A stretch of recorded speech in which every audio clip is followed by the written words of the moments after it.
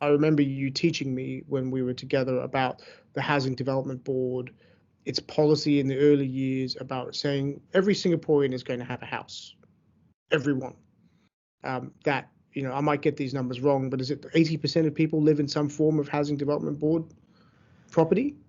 Yeah, it's about 80% of people live in public housing, right? And so I use the term very carefully, public housing. It's not social housing. Well, right? I think that's an important discussion we need to get into. So, what is public housing in a Singaporean context?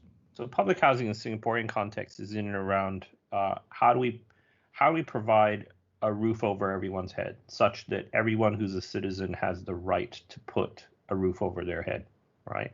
And that is own the property.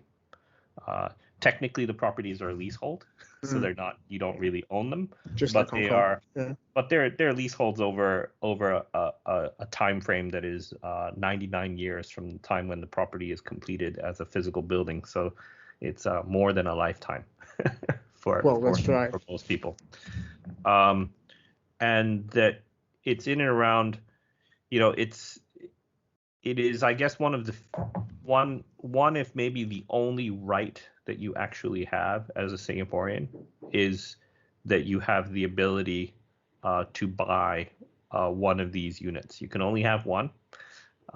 It is but you can buy property privately if you want to. You can buy property privately, but in terms of buying what is government subsidized public housing, that is somewhat price controlled through policy making, you're allowed one, and it's for you to live in, not for you to buy as an investment property.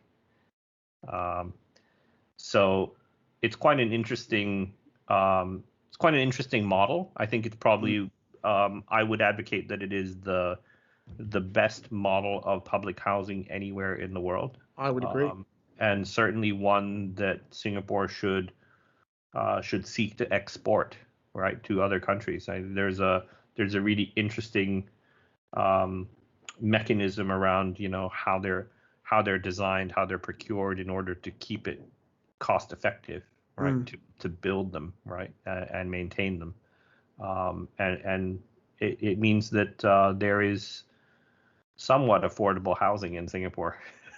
Well, right. I mean, I think it's a visionary policy, and in fact, I will be more forthright in saying in most Western countries, including Australia, we have a social housing, public housing shortage.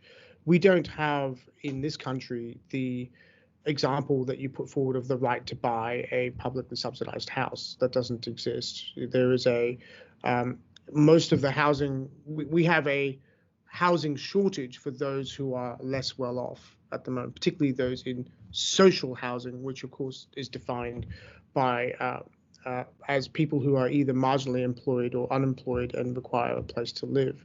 And so as a consequence of that, public housing debate has been this sort of mishmash of policy solutions. Whereas I think, the Singaporean view was, and taken very, very early on in the formation of Singapore, everybody will have a roof over their heads. They have the right to one house that will be built with public funding.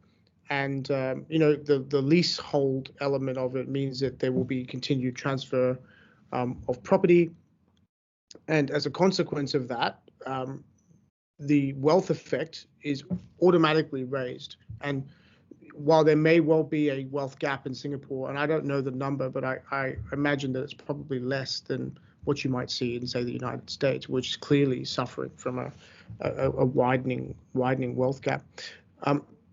Let's just go back to it for a second. So you mentioned that the policy itself drives a form of design, procurement behavior, and sort of relationship in a city. And I remember when we were talking about it and you were teaching me about it, the design of a particular housing development board precinct is quite interesting, isn't it? It's sort of a series of buildings, there are different typologies, there is a market in the middle of it, there's food in the middle of it, it's a very kind of mixed use experience. Can you tell us a bit about that? How did the ethos form? So this is one of the earliest days of I guess of urban design in Singapore, right? About how do you build a city, how do you build a modern city? Because where we got to in that period of time in the 60s when Singapore kind of got its independence from the British was this time of you need to build multiracial social cohesion. You've got to build townships and communities, and it's not as simple as just knocking up a bunch of flats for people to live in, which is pretty much what happened in the UK, right? Is that post-war social housing was just about jamming in lots of people into tall buildings and you were taking people who were used to living in 4-story tenements, low-rise buildings that you knew all your neighbors, right? And you could see each other and you could protect each other in a community. And then you slap them up in a concrete high-rise tower. Yeah, in a square shape with these sort of things that join them, and it ended up being dangerous to live in them. Right, and very disconnected from the ground plane, and that's not the formula for what is placemaking, right? And we talk about that a lot in our day-to-day work, right? Is placemaking. So the Singapore set up both the Housing Development Board, which is a statutory body of the government to drive public housing. But they also set up the Urban Redevelopment Authority, which is the planning authority. So it's not just, this is, maybe it's simpler because it's Singapore and the size of Singapore. It's like, it's a city, it's a country, right? So it's all in one. But it means that there is a national policy and not just a state or city policy around how these things come together. And that urban planning there was a real strength in urban planning design to go, this is the formula that it takes to build a township from scratch, right? And that you don't just build the housing, but you've got to build that ground plane. You've got to provide, the amenities, the swimming pool, the playground, the school, and the place to eat, the market. And I'm dreaming of that food right now, by the way, we're having this conversation.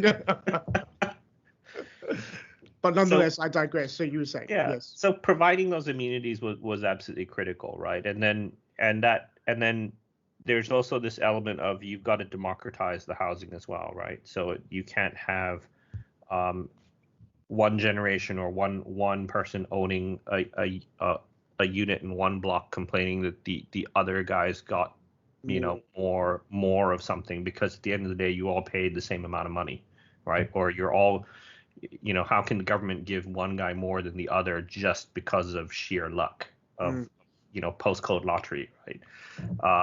So there is a design template, and there is a conscious effort to try and make it fair game, right? And because it's public housing, it also means that all of that public space between the buildings and now on top of the buildings, because we're now finding Sky Garden, Tanjong Pagar has that beautiful HDB building and that amazing Sky Garden. And it's democratized to say that because it's public housing, anyone in the country can go there. It's not a private condominium where you go only if you're a resident can you access these parks and these amenity spaces, and it's not walled in, right? So there's no fence around it. So public housing is made for the people, and the people is not just the people who live in the building. It's for anyone in the country to use. So these are some of the really core principles that have been established that allow us to do this, right?